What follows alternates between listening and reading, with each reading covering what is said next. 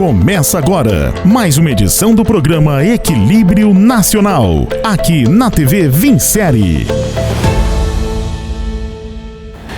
Iniciamos o Equilíbrio Nacional de hoje pela TV Vincere, uma empresa do Grupo Vincere, também agregada a todas as plataformas digitais que compõem o grupo de comunicação do Grupo Vincere. E hoje nós temos a imensa satisfação de receber como convidada, nossa ilustre convidada, a engenheira Fátima Cor. Dona Fátima, é uma satisfação para nós tê-la aqui conosco. A senhora tem uma trajetória de vida extraordinária, bonita, desafiadora. Tenho certeza que foi bastante... A senhora enfrentou bastante desafios, mas eu queria ressaltar que ela é presidente do CREA, já está em segundo mandato dessa agora, mas foi a primeira mulher presidente do CREA no Distrito Federal em 1997. E eu queria passar para a senhora para uma profissão basicamente masculina. Nós temos, estatisticamente, hoje não mais do que 20% de mulheres. Mas à sua época isso era muito mais reduzido. Com certeza. E fale um pouquinho da sua história, iniciando desse desafio, e depois nós vamos pontuando caso a caso. Bem, a início agradecer o convite, É sempre um prazer a gente estar podendo contar um pouquinho da história, para ver se serve de exemplo, Como você colocou, André, é uma profissão ainda que somos minoria, Nós estamos aí com, não chega a 20%. Mas o que a gente entende que não é porque é uma profissão que é difícil para as mulheres estarem nessa profissão. Não existe isso, É uma profissão, às vezes existe algum tabu, que usa muita matemática, Mas isso é mais acho que um subcondicionamento que se coloca, De estar sempre... até mesmo dentro de casa, sabe? Assim, o pai, a mãe que não incentiva, Porque também pensa que há sempre lugares ruins de se estar quando é engenheira, em canteiro de obra, indústria, e não é nada disso, Então, eu brinco, quando me pergunto por que eu sou engenheiro, como que eu escolhi... Eu até vou fazer um parênteses. Eu creio que nós vamos desmistificar muita coisa da engenharia hoje. Com certeza. E a partir disso, as coisas vão caminhar com outra visão. Até mesmo onde a engenharia está presente. Porque muitas vezes se pensa que engenharia é pura e simplesmente uma engenharia de canteiro de obra, Um engenheiro sempre ali de botina e de capacete, Ou numa indústria. E não é nada disso. Tem um vasto campo de engenharia. Todas as áreas, produção alimentar, agronomia... Você imaginar, ambiental, são mais só de registrado no nosso sistema, com a FECREA, são quase 200 modalidades, digamos assim, da área da engenharia, Então, eu entendo que nós, mulheres, não temos nenhuma coisa que teríamos que ter a mais igual ao homem. Nem força para você estar, digamos que os homens tenham mais forças, isso é um fato, digamos assim, mas isso não pede, na engenharia não pede isso, Então, é muito. Quando até me perguntam, mas como é que você é engenheiro? Eu sou tão engenheiro que eu digo que eu já nasci engenheiro.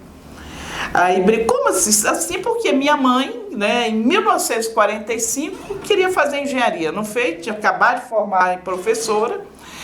E aí o avô dela, o meu bisa, faleceu e ela teve que voltar para tomar conta dos negócios da família. Então, cresci com uma mãe que em 1945 queria ser, né? E ao contrário, sempre incentivou dentro de casa. Então eu nunca me senti menos do que, entendeu? Não, que não é muito comum. As mulheres normalmente... Isso é uma exceção, eu diria. Até mesmo assim, como eu falo, o condicionamento termina botando as mulheres para brincar com boneca, panela, isso e aquilo, e não põe ali uma casa, um carro, né, construir casa. Até nisso, né, já mudou bastante. Então, o que eu quero dizer com isso?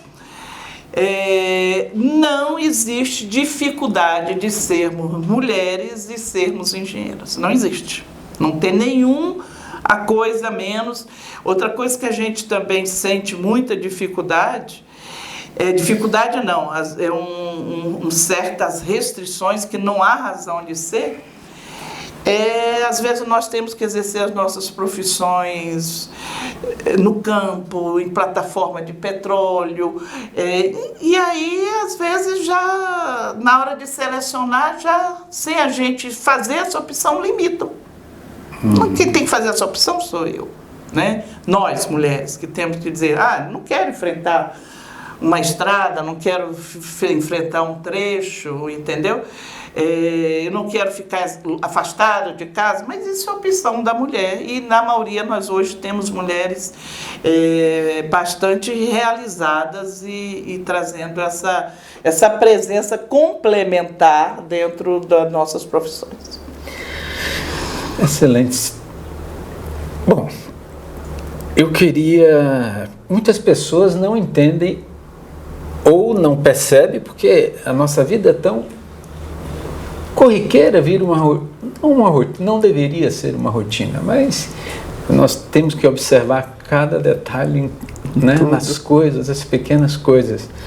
Mas a importância da engenharia de forma geral, porque a engenharia está em todo lugar. Sim. Né? Quando nós paramos para analisar isso. Mas se a senhora puder destacar essa importância de forma geral. Gostaria sim. E aí, para o homem e para a mulher, né? Isso, muitas vezes nós não somos vistos, né? A engenharia não é valorizada e a gente busca se fazer presente cada vez mais, porque isso, passa despercebido, como você colocou, André, no dia a dia das pessoas. Então, se eu acendo uma lâmpada, eu não imagino ali, eu quero a claridade ali, mas não imagino que tem toda uma engenharia. A própria água potável que a gente bebe é toda uma engenharia, então fica no dia a dia da gente, né? E não lembra. O celular, o carro que eu me locomovo, a estrada, onde você imaginar, né? No vestiário, na agronomia, o que seria, né? Na parte de alimentação. E na alimentação não é só a produtividade, é a qualidade, é o alimento... Quanto nós desenvolvemos. Exatamente, né, desde colocar a quantidade de agrotóxicos, tudo isso realmente são conhecimentos que quem detém são os engenheiros, né? Então muitas vezes a pessoa, mas eu vou construir minha casa, eu sei como é que eu quero, mas e muitas vezes pensa também que o engenheiro vai sair mais caro. Não vai, porque é ao contrário. Ele vai trazer a segurança, em primeiro lugar, né, em tudo que ele tem conhecimento de como exercer aquela... Por exemplo, às vezes você entrega para um mestre, ele não sabe que coeficiente é de segurança, ele resolve fazer um pilar, falar com a palavra que todo mundo conhece, sim, de 30 por 30. Se for engenheiro, com certeza, ele calculando, vai fazer de 15 por 15. Né? Na dúvida, não sabe. Então, são essas coisas que... Quem não tem o conhecimento técnico, na dúvida, faz superdimensionado e acaba encarecendo ali, que a pessoa não consegue enxergar aquele custo ali. Né? E às vezes desfaz. Você já viu quantas vezes se faz, quebra, não é nada daquilo, quando fica pronto? Porque os nossos... tipo, por exemplo, casa. Né? Se você não tiver... As pessoas que têm conhecimento, você não vai imaginar, não é um produto que você encontra na prateleira, vai lá comprar, gostei, não gostei. Então tem que ter toda a técnica para sair de acordo com o que é melhor para aquela pessoa, né? Não pode chegar e copiar, por exemplo, fundação. A gente encontra muitos erros, pessoas que copiam um projeto de fundação, e vai colocando em mesmas casas, digamos assim. Errado. Você pode ser o vizinho, o terreno do vizinho pode não ser igual ao outro e te dar problema, entendeu? Pensa que pega aquela coisa e vai copiando.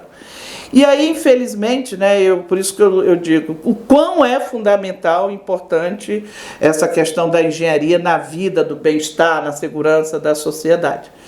E aí a gente gosta de falar disso porque, infelizmente, né, só somos lembrados na hora do sinistro. Aí cai alguma coisa, cadê quem foi, quem era o engenheiro responsável, é a hora... E muitas vezes nem acha. Então, esse é o problema. Um dos maiores, assim, eu sou o diretor da Associação de Moradores de Águas Claras e dos Síndicos Online de Águas Claras. E tem muita síndica. O CREA, ele tem condição de fazer uma reunião anual ou uma exposição anual com síndicas engenheiras para mostrar como que funciona o processo? Porque, vamos supor, a gente tem reuniões frequentes, tem eventos frequentes. E nesses eventos sempre vão engenheiros falar sobre obras e outros. Seria interessante também o CREA criar esse artefato de chamar síndicas e engenheiras para fomentar esse tipo de informação? Sim, a gente faz um trabalho com os condomínios, né? Depende assim, porque às vezes não chegamos ainda no seu condomínio, mas a gente traz, antes de punir, porque muitos dos serviços das atividades dentro do condomínio são atividades da engenharia que o síndico ou a síndica, independe, não tem conhecimento. E é uma profissão difícil, digamos assim, ser síndico, porque você é responsabilizado legalmente e às vezes não detém o conhecimento, né? Então, e judicialmente eles são responsabilizados. Então, qual é, inclusive,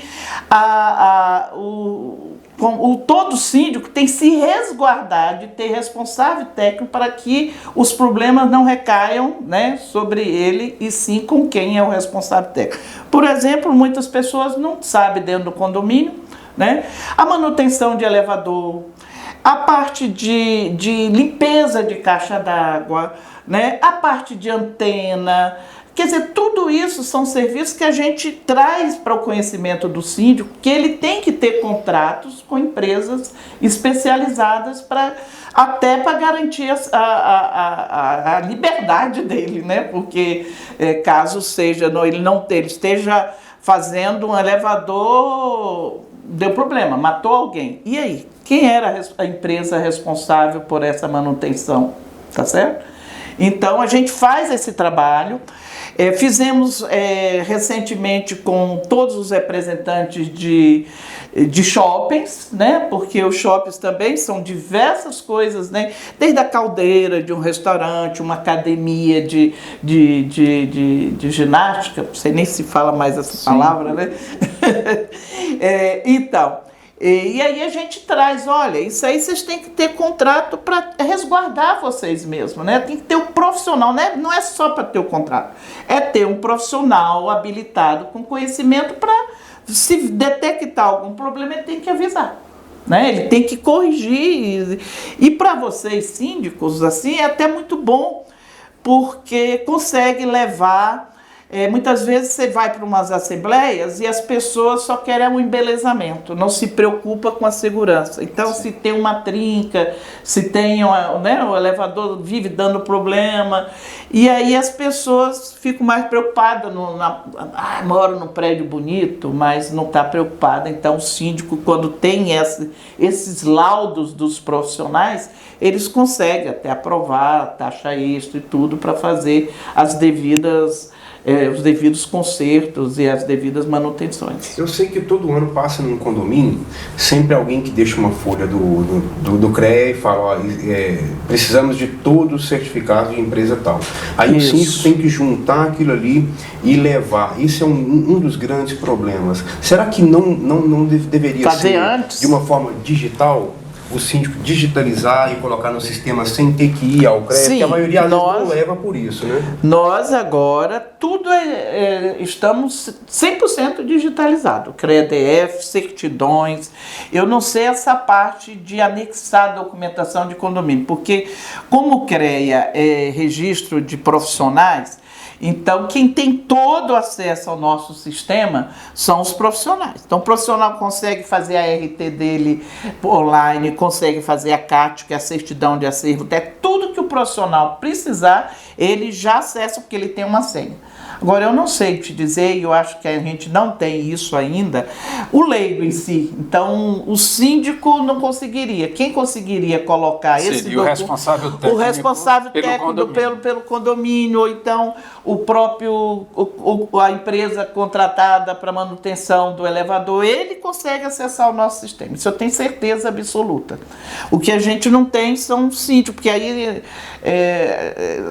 a gente até teve hoje uma reunião nesse sentido. Sairia um pouquinho do escopo, né? Porque a gente, quem é o nosso universo? São os profissionais, né? Então, sim, esses a gente consegue saber onde é que está, como está, eles têm senha. Como é que eu vou dar uma senha para cada síndico? Cada hora muda, você está entendendo? Mas isso pode ser feito, sim, através dos responsáveis técnicos desses contratos. Excelente. Como que a senhora vê o processo de criação da engenharia no Distrito Federal? O Distrito Federal ele é um celeiro de obras. A cada dia, a gente até conversei com um grande empresário que ele fala que inaugura um condomínio a cada 2 meses.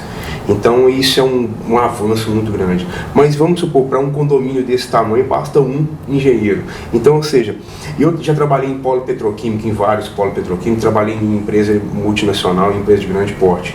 Tinha, para cada número de funcionários, era obrigado a ter um número X de engenheiro, engenharia de segurança, engenharia de civil, elétrica. Como que é essa programação para o Distrito Federal? Existe para cada número de funcionários um engenheiro ou ele não existe? Não, só engenheiro de segurança que é obrigado a ter a partir de 100 colaboradores, né? O que se tem no empreendimento envolve diversas atividades, tá? Então você vai ter um engenheiro desde da área de projeto, vai ter um engenheiro de cálculo estrutural, vai ter o engenheiro das instalações, né? Tem engenheiro da área de ar-condicionado, isso falando da engenharia civil, né? Da engenharia, digamos, de um empreendimento. Sim. Que eu não estou, né? Se você está falando de uma consultoria, de uma hidrelétrica, aí é um mundo, né? O que existe é isso. Tem que ter, no mínimo, especialistas, engenheiros com aquela atribuição em tais modalidades, né? Então, desde o orçamento, às vezes vocês veem, o governo vai... falar o superfaturamento. Orçamento é uma atividade técnica. Não é contador que faz orçamento, não são números, são planilhas que você chega na composição para poder ter aquele resultado final, né, de cada. Então, um concreto, o que você vai colocar ali? Né? Desde o concreto, a brita, entendeu? Concreto amado. Então, você faz as planilhas de composição para chegar a um valor, né? Então, a gente não tem aquela, por exemplo, para tomar o ar-condicionado, se é um empreendimento, eu acho que sua pergunta foi nisso, né? Se é um empreendimento de 1.000 metros quadrados, é diferente de um de 5.000. Então, eu vou precisar 3 engenheiros, não, isso não existe, né? Um só engenheiro com atribuição para ar-condicionado, ele tem, porque o conhecimento é o mesmo, você está entendendo? Dentro do contrato dele, ele consegue estar presente sem problema. Não tem aquele condicionamento em quantidade.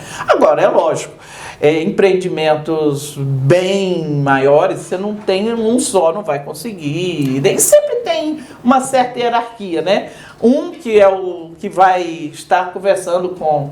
Por exemplo, eu fui engenheira do metrô, até vamos contar aqui, vamos dizer, quando começamos a construção do metrô, nós éramos 28 engenheiros. Hoje eu nem sei quantos são, mas iniciando a obra, nós éramos 28 engenheiros na área da fiscalização, sem falar do consórcio, que inclusive eu era a única mulher.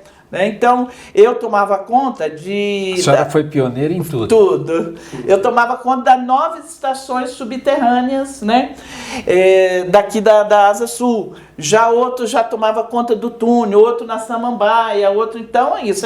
Nós éramos 28, cada um com uma fase, né? Uma área, uma etapa. É que nós não falamos que a senhora atuou bastante tempo no GDF, né? Sim, no sim, governo, fui. A vida, nunca me afastei da engenharia. Eu brinco que eu sempre, às vezes até onde não tinha engenharia, eu fazia ter. Né?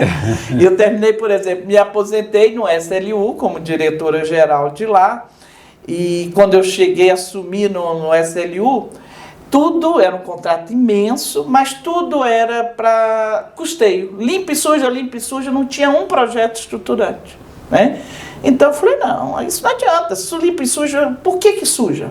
Né? Então a gente criou ali 15 projetos estruturantes, desde os ecopontos, que era para as carroças. A gente sabia que a carroça não conseguia chegar, não anda mais do que 10 quilômetros, por exemplo. Sim. Então, fizemos os ecopontos pensando nisso, né? Fizemos os centros de triagem, os catadores ficavam tudo lá em cima e a gente trouxe os projetos. Então, aonde eu ia, trazia sempre essa questão da engenharia presente, né? Eu brinco que, não sei se é o caso, vou dizer, não, mas eu já até faleceu, não estou fazendo propaganda. Engenheiro, trabalhei muito tempo com o governador Roriz, né? Que minha história, meus 30 anos, 30 e poucos anos de GDF, na maioria, né? Eu comecei desde 78 aqui em Brasília. Então, peguei até quando não tinha os governadores eleitos.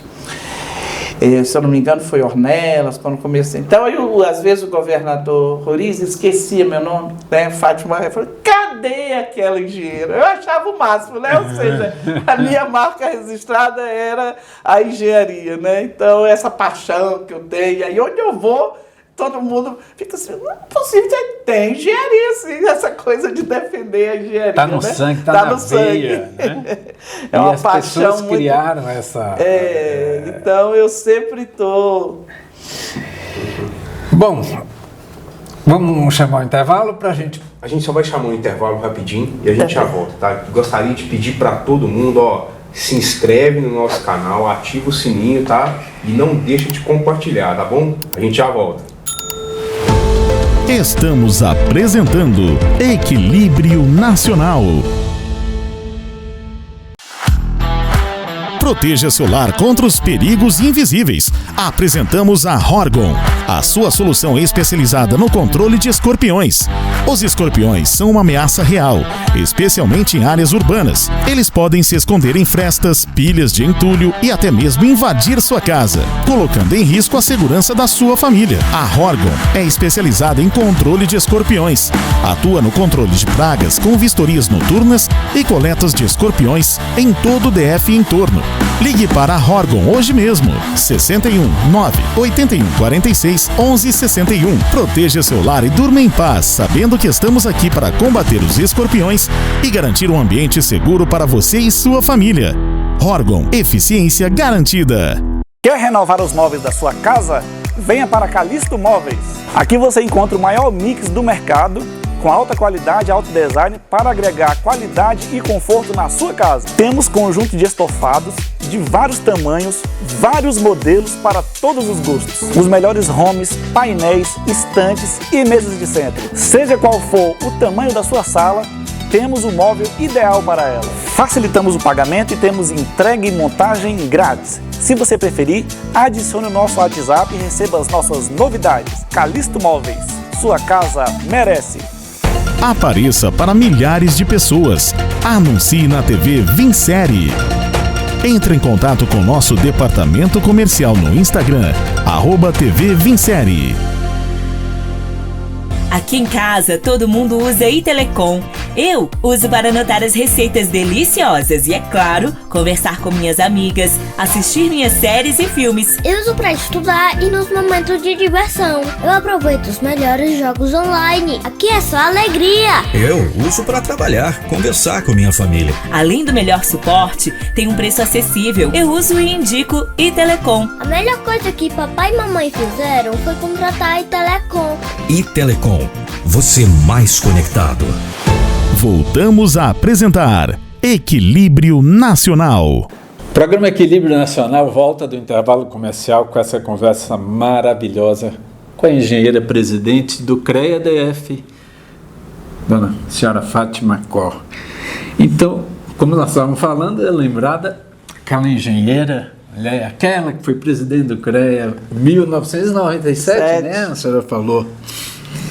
E... Era novinha, viu?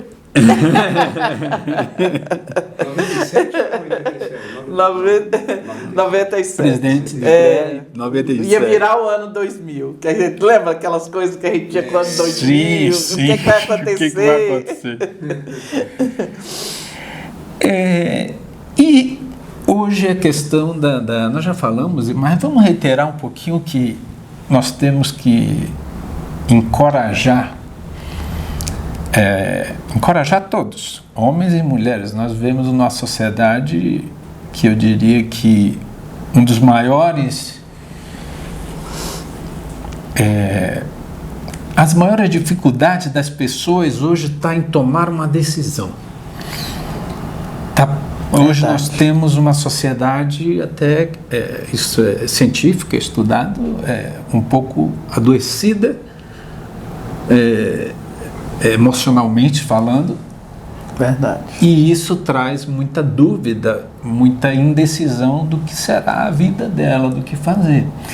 E a sua história, ela é encorajadora, porque eu tenho certeza, imagina aquela época, hoje temos 20% de engenheiras mulheres. E aquela época, quanto não faço ideia da estatística. Então, talvez a senhora fosse a única aluna mulher numa sala, ou tinha no máximo mais uma, e depois enfrentou. E qual da engenheira Fátima Cobb chegou numa carreira de sucesso, chegou aonde gostaria de chegar e continua? E qual esse segredo que possa, uma dica, uma orientação, que eu acho que até tem a ver com um pouco de empreendedorismo, de coragem, de resiliência, mas eu queria que as mulheres e os homens também, a sociedade em geral está muito paralisada. Ela está deixando o ambiente externo conduzi-la, as pessoas, no lugar de ela mudar o ambiente externo. Olha, o início, né, já coloquei, porque realmente eu tinha essa... E muito das mulheres engenheiras, até homens também, como você colocou, é um incentivo. Sempre a gente tem alguém para se espelhar, ou querer, né, seguir, admira e vai. Ou pode ser o tio, pode ser homem e mulheres. Então, meu início... Agora, como é que eu acho que eu escrevi essa minha história dentro da engenharia? Primeiro, eu brinco muito, é muito tempo que eu falo isso, muita coragem. Nunca, mas nunca tive medo de desafio. Se eu não sabia, eu buscava. Nunca dei um não, assim, né, em função... eu acho que até o que me motiva é realmente o desafio. Por exemplo, eu trabalhava na administração de Taguatinga, o administrador virou para mim e falou assim, eu quero ligar o hospital tal a QNL, com a ponte. Você sabe que político gosta sempre de ponte, né, porque aparece, não sei. Eu falei, eu nunca fiz ponte, como é que eu vou fazer, de onde é que eu vou começar? Aí, primeira pessoa que eu era governo, né, fazendo parte, vou no DR, quem é responsável por isso? Quem é que vai pegar meus amigos lá, engenheiro, ver quem vai me ajudar, não sei o quê. E de lá, assim, esse jeito meu de dividir, de somar, então... Eu não estou disputando poder com ninguém, eu quero solucionar as coisas. Isso aí também sempre foi muito positivo em mim, né? Eu divido o que eu digo, as responsabilidades, eu nunca estou querendo nada sobressair, é tudo um processo natural, André. Às vezes eu nem sei assim, explicar muito que é um processo natural que sai de mim. Né? Isso está dentro de cada um de nós, eu diria, a coragem, porém com a humildade. Com humildade, exatamente. Aí cheguei lá, eu só passei aperto, porque o pessoal que entendia falou, não, Fátima, isso a gente resolve com tubo ármico, não precisa de ponte. Como é que eu ia convencer o administrador que ele ia enterrar a obra dele? Ele queria a ponte, né? E aí saí com o projeto pronto do DR, está lá ligado até hoje em Taguatinga. Então, é esse jeito, assim, não ter medo do desafio, né? Eu, por exemplo, como é que eu saí candidata à presidência do CREA em 96? 5 pessoas, só eu de mulher. tive 63% dos votos. Nossa. Acredita? Se eu fosse ter medo, a mulher não vai votar, é muito homem, isso aqui, não teria conseguido. E daí, o que aconteceu? Fiz um trabalho muito forte da engenharia. Basta dizer que na época, assim, acho que até para a gente dizer, foi na época que caiu aquele prédio em Taguatinga lá, né? Desculpa, Taguatinga não, do Rio de Janeiro, do Sérgio Naia, que também era construtor aqui. O único CREA que falou pela engenharia foi o CREA-DF, no Fantástico. Porque a gente sempre levava essa seriedade, essa importância da engenharia. Não era para... Né? Não caiu no Rio? Poderia ser lá o presidente do Rio. O presidente do Rio não foi chamado. Porque quem trouxe a discussão para a área da engenharia fomos nós aqui no DF na época, né? Então é isso, o conselho que eu dou é esse, não ter medo, assim, ninguém é 100% preparado, nada, nem homem, nem mulher, então a gente só tem que ter essa humildade para também não acontecer os sinistros, né? Porque se eu não sei e não quero saber, não vou perguntar quem sabe, pode acontecer problemas seríssimos, né?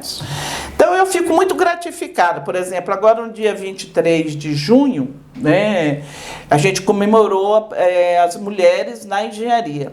Foi só emoção, choro, todo mundo, né? Eu recebi o prêmio de sororidade, que é uma mulher que ajuda a mulher. Eu já estava achando que não era eu, de tanta, assim, né, elogios, menções que fizeram. E isso me emocionou bastante, quer dizer, a gente pensa que está passando naturalmente e está deixando realmente diversos exemplos, um legado. E as pessoas estão observando. Eu achei foi bem emoção até.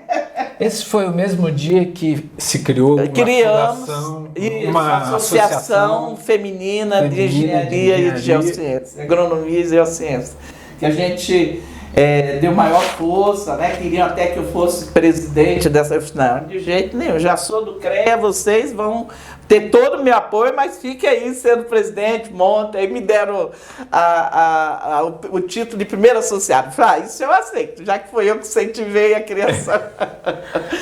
E para a associação é uma honra, né? Que a sua experiência é bastante, não só a experiência técnica, mas a história de política profissional, que eu gosto assim, a política profissional, sou apaixonado e levanto sempre. E esse apoio do CREA, tenho certeza que para a associação foi fundamental, né? Sim, com certeza. Se a gente pegar em relação a números, existem muitas, que eu digo centenas de milhares de mulheres que se formam em engenharia, mas geralmente às vezes não são credenciadas pelo CREA ou vão para a área pública ou alguma coisa, ou é obrigatório se filiar ao CREA assim que se formar na área de engenharia? Sim, para exercer a profissão de engenharia independente, compulsoriamente tem que ter o registro no CREA, tá? Se você não for exercer, você formou engenheiro, mas não vai ter atividade, não vai poder se responsabilizar tecnicamente por nada, tá? Agora, não tem credenciais, só registrar, diferente da OAB. A OAB você tem que fazer uma prova e se você passa ou não. Isso até há discussão no nosso meio, principalmente agora com esses cursos de EAD, você está entendendo que às vezes está colocando profissionais não tão capacitados. Curso de EAD de engenharia, eu vou dizer uma coisa. Exatamente, é algo assustador, pelo menos na sua totalidade é impossível, eu não vejo solução. É uma coisa que a gente não tem mais como reverter 100%. Não. Mas, por exemplo, materiais, você pode estudar toda a teoria, mas na hora você vai ter que ir no laboratório para ver como é que o material, desde o mais simples, como é que o material reage ou não reage. Se você não visualizar isso, como é que você vai? Aquelas amostras que se fazem. Exatamente, resistência, tudo isso você tem que sentir para você, né?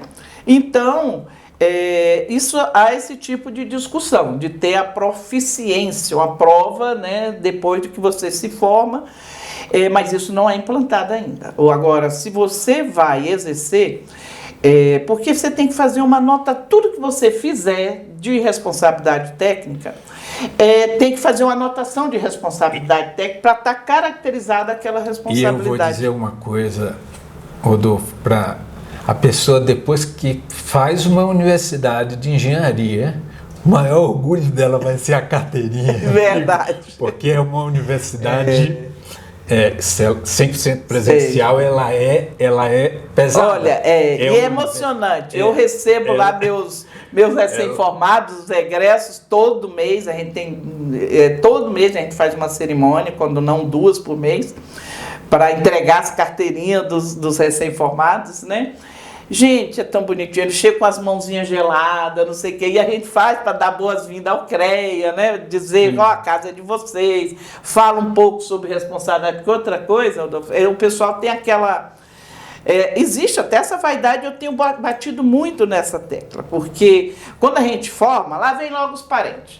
Assina uma planta para mim, assina, faz isso, assina. Não, aí eu enfatizo com eles, olha, depois que nós estamos formados, não existe assinar para engenheiro, existe responsabilizar. Qualquer assinatura que você colocar no serviço técnico, né, você está se responsabilizando para a vida toda. Então, até você pode pegar um parente que quer que você assine uma planta, como ele chama, assina para mim, porque o engenheiro é caro. Pode até se responder, mas você vai junto. Pode ali atender seu parente, mas você vai ser realmente responsável, acompanhar a obra. Se você não quiser cobrar, não cobre. Mas a vai lá. O ônus é assim. Agora, engraçado, o que eu fico imaginando é, vamos supor, eu acho que as faculdades de engenharia no Brasil, principalmente no Brasil, elas ainda são um pouco arcaicas. Eu digo sempre isso, por quê? Porque eu, quando cheguei no Distrito Federal, eu dava aula de AutoCAD na minha cidade e vim para cá e dava aula de AutoCAD. Eu dava aula de AutoCAD para engenheiros formados, ou seja, AutoCAD é o programa base da engenharia. Hoje em dia tudo se faz no AutoCAD. Agora é BIM. Exatamente. Agora é o BIM. Mas aí você chega numa faculdade e vê aquela galera ainda fazendo projeto em folha vegetal. E eu acho isso, na minha opinião... Não sei.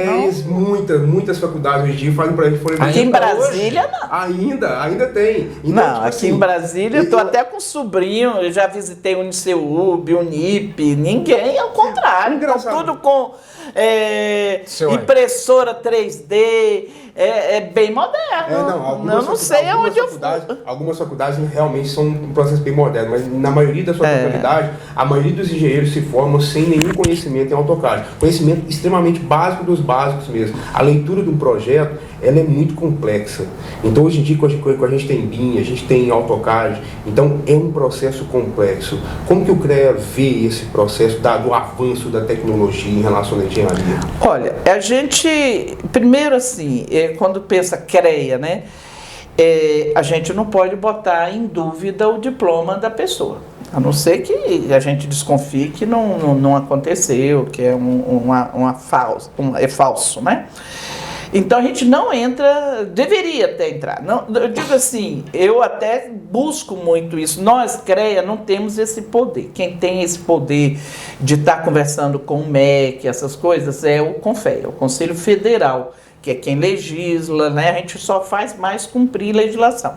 Lógico que a gente registra todas as universidades, ele traz todas as diretrizes, todas as matérias, se atender a carga horária, 3.600 horas, né, de formados, isso tudo a gente registra. Então, se os professores são da área da engenharia, até aí a gente pode olhar, né? Agora... como está sendo lecionado isso, né? A gente exige, por exemplo, não podemos exigir se tem laboratório. Quem faz isso é o CONFEA para poder ver né? A gente olha mais as diretrizes, a diretriz assim, a curricular. Eu creio que isso estaria mais vinculado à homologação do curso junto à universidade, à faculdade. Junto ao MEC. Junto ao MEC. Né? Então a gente não pode restringir, até judicialmente eles entram contra a gente. Se a gente entender que aquele curso tem alguma coisa questionada, vem na base da justiça, porque ainda não é a nossa, entendeu? A mesma coisa assim, em termos de qualidade. Você acha que cabe a nós, né, se a gente está dando o crédito àquele profissional, ele está com atribuição para aquilo. O que eu não deixo, por exemplo, às vezes a atribuição que é só de engenharia mecânica ser exercida para o engenheiro civil ou vice-versa, entendeu? Isso a gente tem como acompanhar e notificar, né? Mas a gente não pode, se a gente sair do pressuposto que aquele profissional não é um bom profissional. Eu não posso sair atrás para ver se ele está fazendo com qualidade. Sim. Se houver denúncia, eu tenho que verificar. Mas se ele tem atribuição para aquilo e está dentro da área, até que ele prove ao contrário, eu tenho que confiar, né, no exercício desse profissional. Né? E uma questão que isso é cultural no Brasil e alguns outros países, mas ninguém pensa em isso na vida pessoal, em tudo.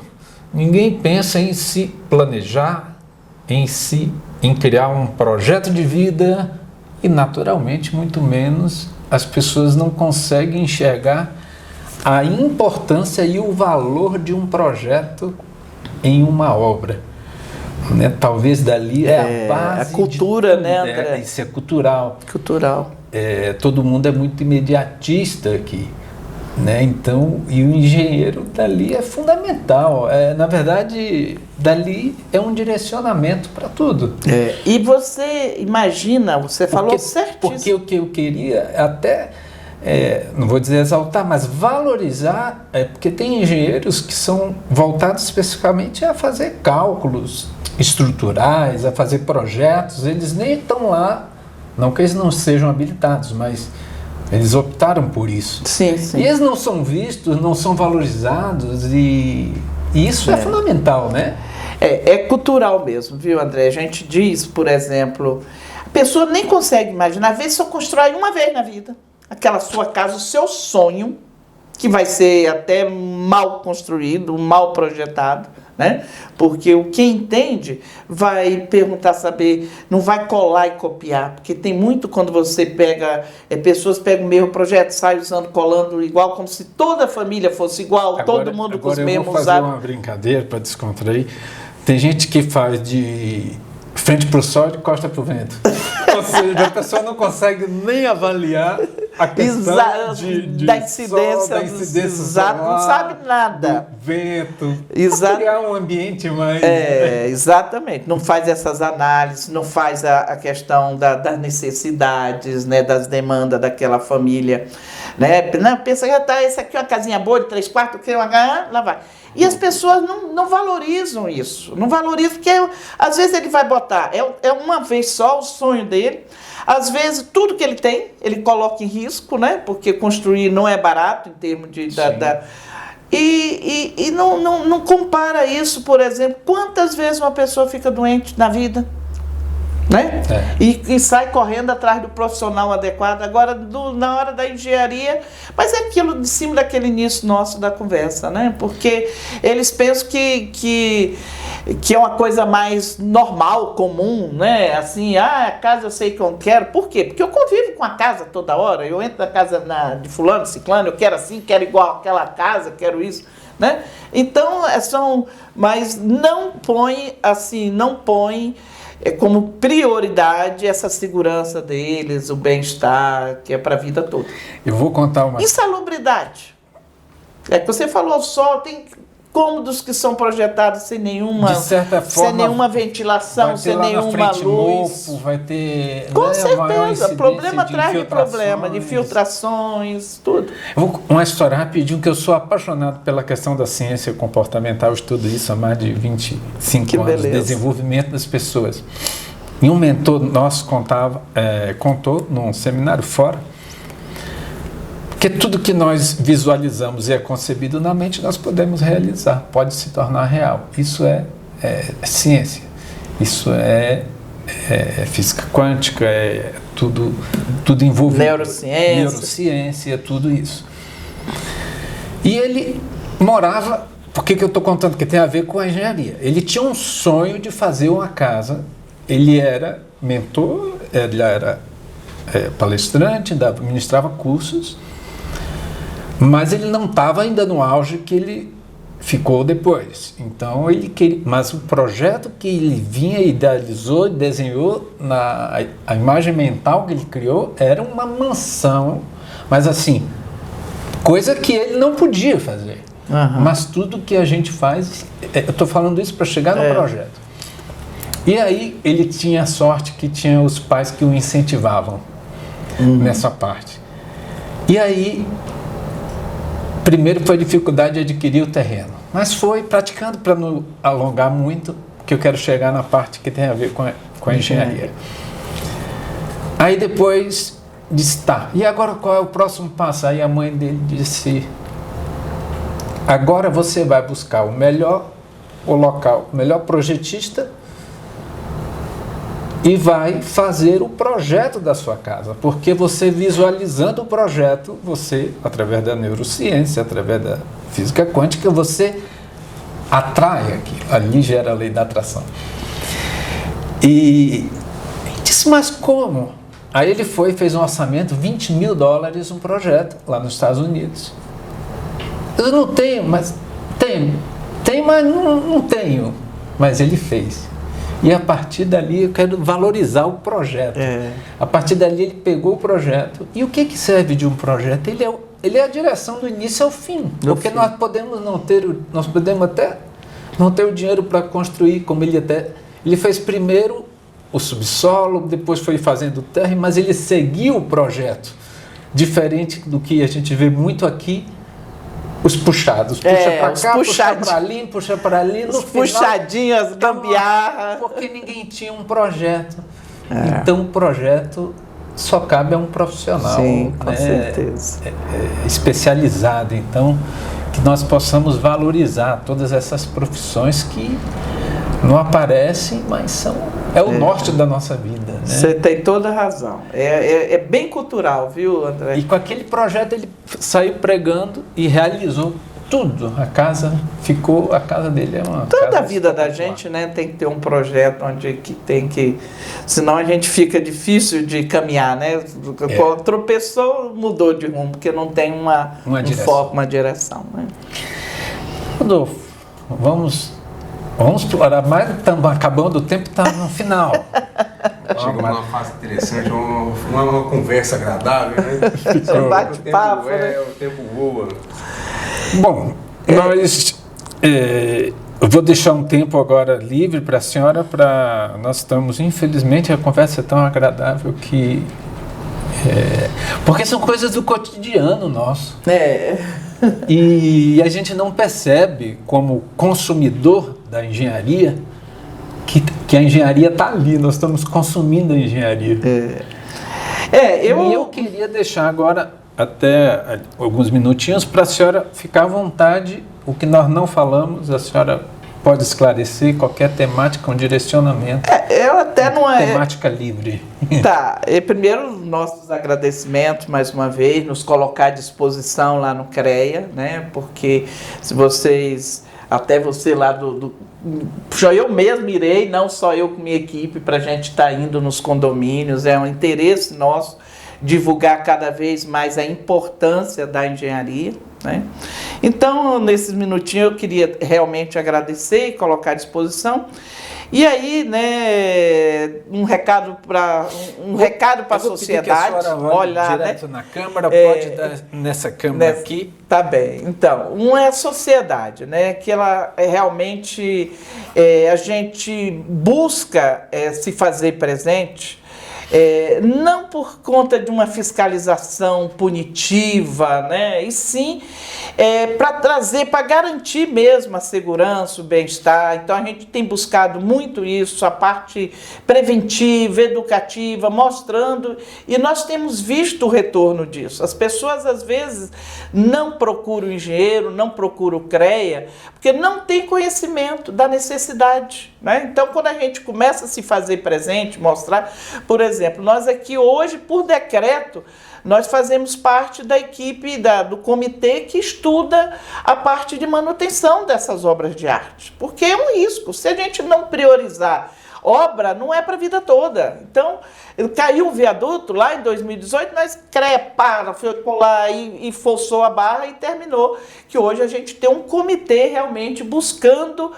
Nas Brasília não é tão velho, não é novíssima, mas se a gente não se preocupar com isso, né, daqui a pouco é um sinistro atrás do outro. Então, essa importância da engenharia em tudo, na área de manutenção, na área de sempre preventiva antes que aconteça o sinistro.